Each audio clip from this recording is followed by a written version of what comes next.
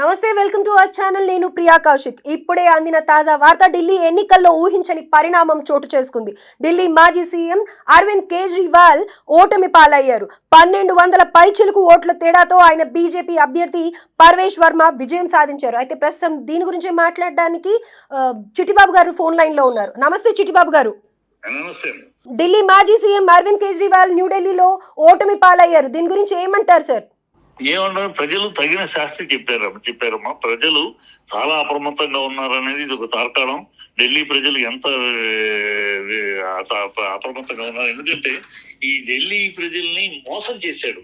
ఈ ప్రజలు ఎందుకు ఆగ్రహం అనేది వాళ్ళ ఓడించడం, ఆగ్రహం మీద సిసోడి అందరిని ఓడిస్తున్నారు ప్రజలు. ఎందుకంటే ఢిల్లీ ప్రజలు వీళ్ళ మీద ఆగ్రహం ఎందుకు వచ్చింది? ఆ మామూలు అసంతృప్తి ఉంటుంది కానీ ఆగ్రహం అనేది ఎందుకు వచ్చింది? ఆగ్రహం ఈ కేజ్రీవాల్ అనేవాడు రాజకీయాల్లోకి అడుగు పెట్టింది ఒక వినూత్నమైన రాజకీయం చేస్తాను, ఒక అవినీతి రహిత రాజ్యం ఇస్తాను, ఒక పారదర్శకమైన పరిపాలన చేస్తాను, ఒక సామాన్య మనిషిగా ఉంటాను, నేను మామూలు మారుతి కారులో తిరుగుతాను, నాకు ఇవన్నీ ఉండదు, ఆర్భాటాలు ఉండవు, ఇలా చెప్పి జనాలను నమ్మించి మెప్పించి ప్రజలు ఏదో కొత్త రాజకీయం, కొత్త బ్లడ్, ఏదో కొత్త ధనం తీసుకొస్తాడు, దేశంలో ఈ అవినీతి లేకుండా రాజకీయం తీసుకొస్తాడని నమ్మారమ్మా. సార్, అయితే ఇక్కడ ఓట్ల మధ్య ఎక్కువ తేడా లేనట్టుగా కనిపిస్తోంది కదా సార్? లేదమ్మా, వీను నమ్మక ద్రోహం చేశాడు ఇతను. నమ్మక ద్రోహాన్ని ప్రజలు భరించలేకపోయారు. నేను నమ్మావు, ఏదో కొత్త రాజకీయం తీసుకొస్తావు, అది నువ్వు అన్ని 50 కోట్లతోటి సొంత ఇల్లు కట్టుకుంటావా శిష్మహలు? జనాలకేమో అక్కడ తాగడానికి నీళ్లు లేవు, మురికి నీళ్లు డ్రైనేజ్ వాటర్ నీళ్లలో కలిసిపోతున్నాయి, పొల్యూషన్, స్కూల్ పిల్లలు అన్ని స్కాండల్స్, ఆల్కహాల్ స్కాండల్, అన్ని స్కాండల్స్, ప్రజలు విసిగి వేసారిపోయి ఉన్నారు. నిన్ను నమ్మితే ఇంత గతంలో కన్నా దారుణమైన అవినీతి పరుడుగా ఉన్నావే, ఇంత దౌర్భాగ్యపోయిన అబద్ధాలు చెప్పి మోసం చేసే మమ్మల్ని ఆగ్రహం ఉన్నారు. ఈ ఆగ్రహం కనువిప్పమ్మా, ఇప్పుడు రాజకీయ నాయకులు కనువిప్పు. అయితే దీని వల్ల ఇంపాక్ట్ ఎలా ఉండబోతుంది అంటారు సార్? దీని వల్ల ఇంపాక్ట్ మన తెలుగు రాష్ట్రాలకి కళ్ళు తెరవాలి. తెలుగు రాష్ట్ర ప్రభుత్వాలు రెండు కూడా ఈ కేజ్రీవాల్ ఎలా అయితే అబద్ధాలు చెప్పి అధికారంలోకి వచ్చి ప్రజల్ని ఆ చెప్పిన వాగ్దానాలు నెరవేర్చకుండా మోసం చేశాడు, ఆ మోసానికి ప్రజలు ఇవాళ ఎలా చంపపెట్టులాగా సమాధానం చెప్తున్నారు. ఇదే పరిస్థితి మన తెలుగు రాష్ట్రాలు వస్తుంది. ఇక్కడ తెలుగు రాష్ట్రాల్లో కూడా రెండు ప్రభుత్వాలు కూడా అబద్ధాలతోటి అధికారంలోకి వచ్చారు. అబద్ధాలు చెప్పి ప్రజలు నమ్మించి భ్రమలోకి తీసుకెళ్లి వచ్చారు. 6 సూపర్ 6 అది చంద్రబాబు, నేనున్నానని పవన్ కళ్యాణ్, 32,000 అమ్మాయిలు మిస్ అయిపోయారు, వ్యభిచార గృహాలుగా అమ్మేశారని సిగ్గు లేకుండా అబద్ధాలు ఆడి ఎవడో ఆఫీసర్ చెప్పాడని, అది పార్లమెంట్ లో పచ్చి అబద్ధం అని తేలినా కూడా క్షమాపణ చెప్పకుండా వీళ్ళకు అన్ని అబద్ధాలు, సూపర్ 6 అబద్ధాలు. ఈ ప్రజలందరూ ఆగ్రహంతో ఉన్నారు. అలాగే అక్కడ రేవంత్ రెడ్డి ఏ హామీ నెరవేర్చకుండా సగమత మేరకు 47,000 కోట్లు రుణమాఫీ అంటే 12,000 కోట్లు చేసేసామని అబద్ధాలు, డ్రామాలు, అబద్ధాలు, మూటలు సర్దుకుంటాం, ఆ మూటలు అధిష్టానానికి పంపించడం, ఒక్కొక్క ఎన్నికలకి మూటలు పంపించడం, ఇక్కడ మూటలు సర్దుకుంటే ప్రజాపాలన లేదు, ప్రజల్ని ఎద్దేవా చేయటం, ప్రజల్ని భయభ్రాంతులు చేయటం, అలాగే తెలంగాణ బ్రాండ్ ఇమేజ్ నాశనం చేశాడు. ప్రజలు ఆగ్రహంలో ఉన్నారు. వీళ్ళ అబద్ధాలు, వీళ్ళ పరిపాలన కాదు, ప్రజాపాలన కాదు, వీళ్ళన్ని అబద్ధాలు ఆడటము, డ్రామాలు చేయటం, మళ్ళీ మోసగిస్తున్నారు అనే ఆగ్రహం ఢిల్లీ ప్రజలు ఎలా ఆగ్రహంతో ఓడించారు. రేపు ఇక్కడ ఎన్నికలు ఉంటే, ఇప్పుడు కనుక ఎన్నికలు లేవు కనుక ఎన్నికలు కనుక వస్తే వీళ్ళిద్దరిని తరిమేస్తారు. రాహుల్ గాంధీ భవిష్యత్తు ఏముండబోతోంది సార్? అయితే ఏముందమ్మా, ఇప్పుడు ఏముందని భవిష్యత్తు? రేపు మొత్తానికి అయిపోయింది. కాంగ్రెస్ అనేది మట్టిలో కలిసిపోయి బురదలో కూరుకుపోతున్న ఒక పడవది అయిపోయింది. ఏదో అయితే ఇంకా కాంగ్రెస్ పార్టీ తన ఉనికిని కోల్పోయిందంటారా? రాష్ట్ర వ్యాప్తంగా కూడా అంతే అంటారా? దేశ వ్యాప్తంగా కూడా అంతే అంటారా? దేశవ్యాప్తంగా కూడా అంతే. దేశవ్యాప్తంగా అన్ని స్టేట్లు చూపిస్తున్నాయి కదా, 0-0-0-0. ఎక్కడికి వెళ్ళినా ఇటు కర్ణాటక సైడ్ ఎలా ఉంది సార్? కర్ణాటక కొట్టుకు వస్తున్నారు కదా. ఇప్పుడు నువ్వు సీఎం, నేను సీఎం, సిద్ధరామయ్యకి శివకుమార్కి మధ్య జరుగుతుంది. ఎవరిని ఎప్పుడు దించాలి, ఎవడు ఎక్కాలని పోటాపోటీలు గొడవలు జరుగుతున్నాయి. వాళ్ళే హామీలు ఇచ్చా నెరవేర్చలేకపోతున్నామని వాళ్ళే మాట్లాడుతున్నారు, వాళ్ళ మినిస్టర్లే. సో ఇక్కడ తెలంగాణలో సరే ఇది 60 సీట్లు గెలిస్తే 54 సీట్లు ఓడిపోయింది కాంగ్రెస్. ఏదో లెక్కల్లో పర్మిటేషన్ కాంగ్రెస్ దౌకులు అధికారంలో వచ్చింది. ఈ రెండు అనూహ్యంగా అనుకునే పరిస్థితులు వచ్చింది. అంటే ప్రజలు కావాలనుకున్నాయి కాదు, అపోజిషన్ తప్పుడు లెక్కల్లో వీళ్ళు వచ్చారంతే. వీళ్ళని కావాలని ప్రజలు ఎప్పుడు కోరుకోలే ఈ రెండు రాష్ట్రాల్లో. కాకపోతే రూలింగ్ వాళ్ళ అధికారంలో ఉన్న పార్టీలు వేసిన తప్పుడు లెక్కల్లో వాళ్ళు అప్రమత్తంగా లేకపోవడంతో తప్పని చిట్టెలుకలు దూసుకొచ్చారు అంతే, తప్పితే ఇంకోటి కాదు. కాంగ్రెస్ అనేది ప్రజలు మర్చిపోతున్నారు. ఎందుకంటే కాంగ్రెస్ ఈ దేశద్రోహ మాటలు మాట్లాడుతుంది. ఈ కాంగ్రెస్ నాయకుడు రాహుల్ గాంధీ విదేశాలకు వెళ్లి దేశాన్ని కించపరిచి మాట్లాడతాడు. 80% ఉన్న మత విశ్వాసాలు 80% హిందువులు ఉన్న ఈ దేశము హిందూ విశ్వాసాలను కించపరుస్తారు. హిందూ మరి సంస్కారాలని అవమానిస్తారు, హిందూ మతాన్ని కించపరుస్తారు, సనాతన ధర్మాన్ని అవమానిస్తారు. ఎన్నికలు వచ్చినప్పుడు శివ పూజ అంటారు, జెండాలు వేసుకుంటారు. మరి ఎన్నికల్లో ఉన్నప్పుడు ఎంతసేపు హిందూ ఆచారాలని, హిందూ ధర్మాన్ని, హిందూ సంస్కృతి సభ ఈ దేశ సంస్కృతిని, ఈ దేశ సంస్కారాలని అన్నింటినీ అవమానపరిచి కించపరిచి ఎంతసేపు పాకిస్తాన్కి ద్రోహం, మన దేశానికి ద్రోహం పాకిస్తాన్కి వంత పడటం, చైనాకి సంకనాకటం తప్పితే ఈ కాంగ్రెస్ ఈ దేశానికి దేశ ద్రోహము పార్టీగా దేశ ద్రోహం మాటలు మాట్లాడి దేశానికి ఏమాత్రం పనికిరాని, ఈ దేశంలో వాళ్ళ ఉనికి కూడా ఉండకూడదు. ఎందుకంటే ఈ దేశాన్ని ప్రేమించే వాళ్ళు దేశానికి పరిపాలించాలి, కానీ ఈ దేశాన్ని ద్వేషిస్తూ ఈ దేశాన్ని దేశ శత్రువులు ఈ దేశాన్ని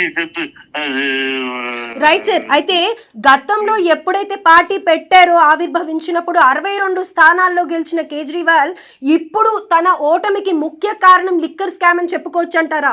లిక్కర్ స్కామే కదమ్మా, ఒక లిక్కర్ స్కామే కాదమ్మా, లిక్కర్ స్కామే కాదు, అనేక స్కాములు ఉన్నాయి. లిక్కర్ స్కామ్ ఒకటే కాదు, అతను ఇప్పుడు కొత్త ప్రామిసులు పంజాబ్ లో ఇచ్చాడు, ప్రామిస్ ఒకటి నెరవేర్చలేదు.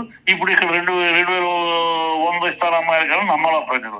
ఈ అబద్ధపు వాగ్దానాలు, శుష్క వాగ్దానాలు, నరలు లేని నాలికనక ఇష్టం వచ్చినట్టు వాగ్దానాలు చేయటం, అది నెరవేర్చకపోవటం ప్రజలు ఆగ్రహానికి గురి. అయితే బీజేపీ అభ్యర్థి ఇప్పుడు తర్విందర్ సింగ్ గెలిచారు, వారి గురించి ఏం చెప్తారు? ఏమమ్మా గెలిచాడు, సంతోషం కదా. బీజేపీ ఇప్పుడు ఎవరు గెలిచారనే కాదు, బీజేపీని నేను మెయిన్ గా అనలైజ్ చేస్తుంది. బీజేపీని గెలిపించుకోవాలని కోరుకోవటం కన్నా ప్రజలు ఈ కేజ్రీవాల్ అనే దుష్ట శక్తిని తరిమేయాలని కంకణ కట్టుకు తరిమేశారు. అదే కనపడుతుంది ఆగ్రహం. అయితే దీనికి సంబంధించి మైనారిటీస్ లో ఉన్న అధికంగా ఉన్న చోట్ల కూడా కేజ్రీవాల్ ఓడించారు. అది లెక్క. అంటే దాన్ని బట్టి ప్రజలు కంప్లీట్ ఆగ్రహంలో ఉన్నారు. బీజేపీని గెలిపించడం అనే పాయింట్ కన్నా కూడా కాంగ్రెస్ ని, కేజ్రీవాల్ ని దరిదాపులకు రానకూడదు. వీళ్ళు దుర్మార్గులు, ఈ దేశ ద్రోహులు, ఈ దేశానికి పట్టిన అరిష్టం ఈ పార్టీలు, ఈ నాయకులు, ఈ అపోజిషన్ వీళ్ళు మళ్ళీ అధికారం ఇస్తే దేశాన్ని అమ్మేస్తారు కూడా వీళ్ళు అనే భయాందోళనకే ప్రజలు ఆ కోపం, ఆగ్రహంతో ఓడించారు. Right sir. అయితే దీనికి సంబంధించి కేటీఆర్ ఒక ట్వీట్ చేశారు, మీరు చూసారా సార్? రాహుల్ గాంధీ వల్లనే ఇది జరిగింది, బీజేపీ గెలిచింది అని చెప్పి అభినందిస్తున్నట్టుగా, ఐ మీన్ కొంచెం సర్కాస్టిక్ గా పెట్టినట్టుగా అనిపిస్తోంది. దానికి ఏమంటారు సార్? ఆయన క్యాల్కులేషన్ అంటే బీజేపీకి కేజ్రీవాల్ కి తేడా ఓన్లీ పర్సెంటేజ్ లో 46% బీజేపీ ఉంటే 42% కేజ్రీవాల్, వీళ్ళకి 6% వచ్చింది కాంగ్రెస్. అందుకని ఆయన లెక్క ఏంటంటే కాంగ్రెస్ విడిగా పోటీ చేయటం వల్ల బీజేపీ గెలవడానికి అవకాశం వచ్చింది. కాంగ్రెస్ కేజ్రీవాల్ కలిసి ఉంటే 42 + 6% 48% అయ్యేది, బీజేపీ 46%. ఆ 2% తేడాతో కేజ్రీవాల్ వచ్చేవాడు. సో కేజ్రీవాల్ రాకుండా అడ్డుకున్నది బీజేపీ గెలవడానికి సహాయపడింది రాహుల్ గాంధీ. ఆయన ఒక రాజకీయ లెక్కలో చెప్పాడు. అది కారణం కాదు, ఆయన అన్నారు కానీ అది లెక్క కాదు. అసలు కాంగ్రెస్ ఊసులో లేదమ్మా, రాష్ట్రంలో అరటిపడ్డు. కాంగ్రెస్ ఒకళ్ళని గెలిపించగలిగే స్థాయిలో లేదు, ఒకళ్ళు ఓడించగలిగే స్థాయిలో లేదు, తాను గెలవగలిగిన అడ్రస్ లోనూ లేదు. అది నామరూపాలు లేని పార్టీ, దానికి ఏమీ లేవు, కన్ను ముక్కు చెవులు ఏమీ లేవు, అన్ని లొట్టపోయినాయి. అది ఏదో నామకే వస్తే ఆటలో అరటిపండులో ఉండే పార్టీ చెప్తే దానివల్ల ఏ ఇంపాక్ట్ లేదు. అది గెలిపించడం లేదు, ఓడించడం, దానికి ఏ ఇంపాక్ట్ లేని పార్టీ అది. కనుక అదేదో రాహుల్ గాంధీ వల్ల బీజేపీ గెలిపించింది అని అనటం ఆయన ఒక లెక్కలో అన్నారు, అదే ఒక సెటైర్ గా అన్నమాట అంతే. Right sir. అయితే మొత్తానికి అవినీతికి వ్యతిరేకంగా ఏర్పడిన పార్టీ అవినీతి ఆరోపణలు ఎదుర్కొంటూనే ఇది ప్రజలు జీర్ణించుకోలేకే ఈ ఆ పార్టీ ఓడిపోయింది అని అంటారు ఎట్టకేలకి మీరు. అంతే, 100% right sir, thank you sir.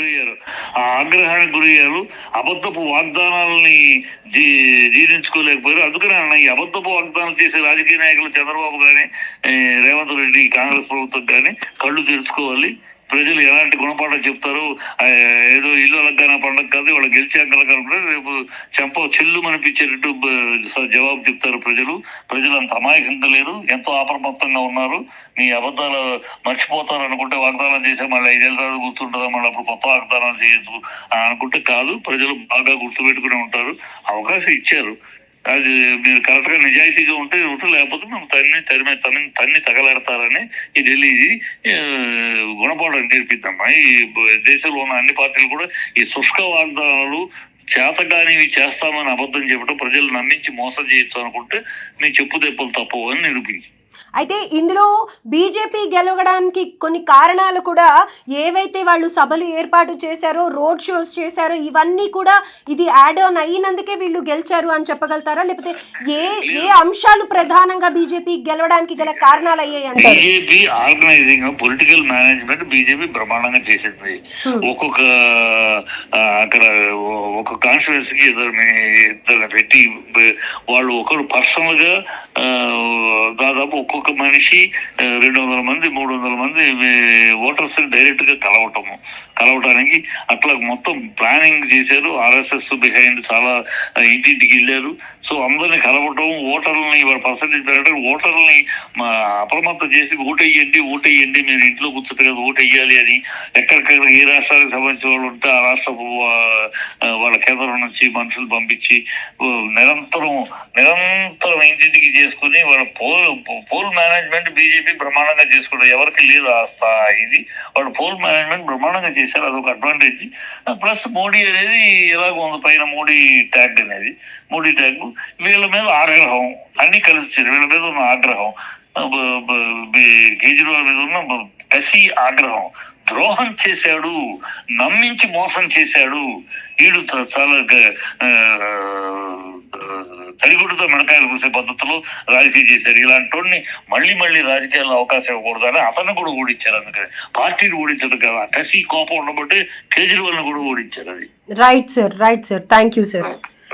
అయితే ఆ పార్టీ గెలవడానికి కేవలం 4% డిఫరెన్స్ ఉన్నా కానీ అక్కడ ప్రజలందరూ కూడా కేజ్రీవాల్ నాయకత్వాన్ని వ్యతిరేకిస్తూ, ఆయన ఏదైతే 10 ఏళ్ల క్రితం అవినీతికి దూరంగా ఉంటాము, అవినీతి అనేది ఛాయల్లోకి రానివ్వము అని చెప్పి ప్రామిస్ చేశారో, అదే అవినీతి పరంగా ఎన్నో కేసుల్లో ఆయన ఇరుక్కున్నారు, ఎన్నో స్కామ్లు చేశారు. ఇవన్నీ భరించలేని ప్రజలు ఆయనకి ఈరోజు ఈ రిజల్ట్ చూపించారు. ఆయన ఓడిపోవడానికి గల ముఖ్య కారణాలు ఇవే అని చెప్పేసి చిట్టిబాబు గారు అంటూ ఉన్నారు. అలాగే బీజేపీ పార్టీ నుంచి మోడీ పేరే కానీ, లేకపోతే వాళ్ళు చేసిన రోడ్ షోస్ కానీ, ఇంటింటికి తిరిగి RSS వాళ్ళు కానీ, లేకపోతే బీజేపీ కానీ కొన్ని అంశాల మీద కేవలం స్ట్రెస్ చేసి కేజ్రీవాల్ మీద కోపంతో ఏదైతే ఉన్నారో ఆ ముఖ్యమైన పాయింట్స్ని పట్టుకొని అందరినీ ప్రతి ఇంటికి గడపకి వెళ్ళి ఈ అంశాలు ప్రసంగిస్తూ చెప్తూ అందరినీ అవేర్నెస్ తెచ్చినందుకు గాను బీజేపీ గెలిచింది అని చెప్పేసి చిట్టిబాబు గారు అంటూ ఉన్నారు. అయితే